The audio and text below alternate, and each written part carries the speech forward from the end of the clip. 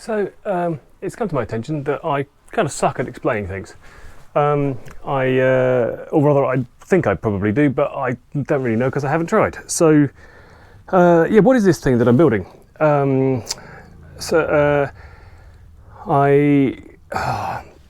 This isn't easy. Right, hang on.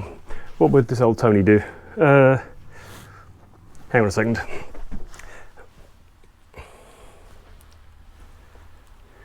So, hold your horses. I'm going to explain what I'm trying to achieve and how I'm doing it. This is the way to do it. Right, okay.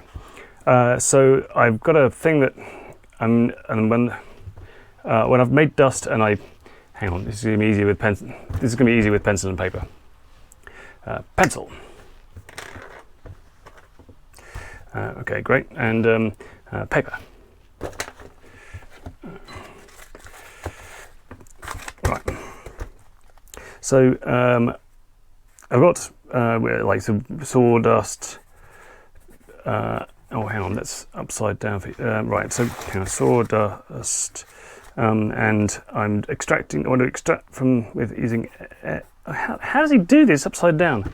Right. This isn't working. No, that's no good. Let's try this again. Right. This thing here is a vortex separator for a dust extraction unit that I'm building. The main box, I've boxed it in. You can't really see what's inside it. The whole thing ideally is to take dust and chips away from tools and things so that the air is breathable and I don't get lungs full of wood dust and cancer and all nastiness. Can't really see what's inside it at the moment because I've boxed it in to keep it quiet and to make it convenient to put things on and so on. However, all right. So, using some magic, let's bring it over here.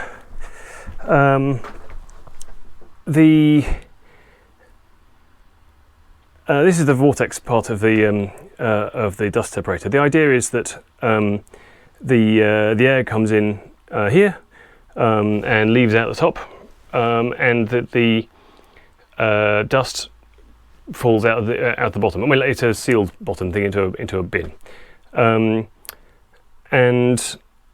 If we take away the casing, you can see that the air is forced to go around the cylinder, and then as it goes down the cone, it kind of changes direction, and it has to change direction. Well, it changes from going down to going up. It's still cycling round and round, and as it changes from going down to going up, all the particles that are in the suspended in the air, all dust and chips and things, they lose their momentum and they fall out the bottom of the cone, and the air, now mostly free of dust, comes up the middle.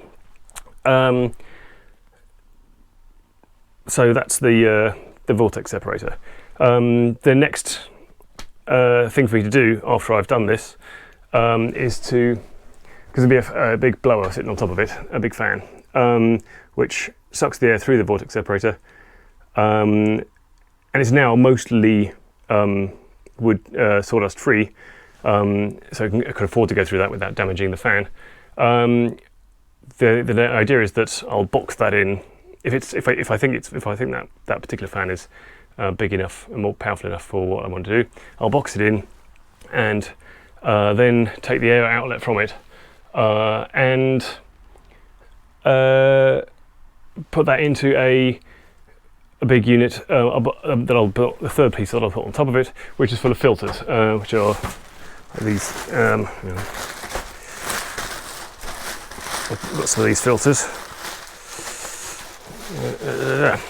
So I'll just go through these furnace filters, hopefully then to result in air that's.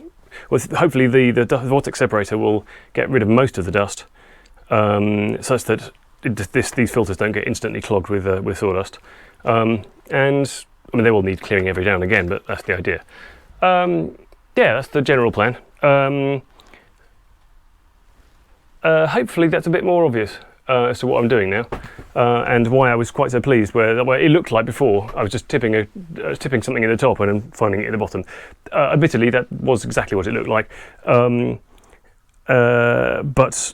where the dust went was it went round and round the cylinder and down into the cone, fell out, and then instead of going up the top with all the air, with like 30 meters a second air that's coming out of that, it gave up and fell into the bucket at the bottom, which was what I was aiming for.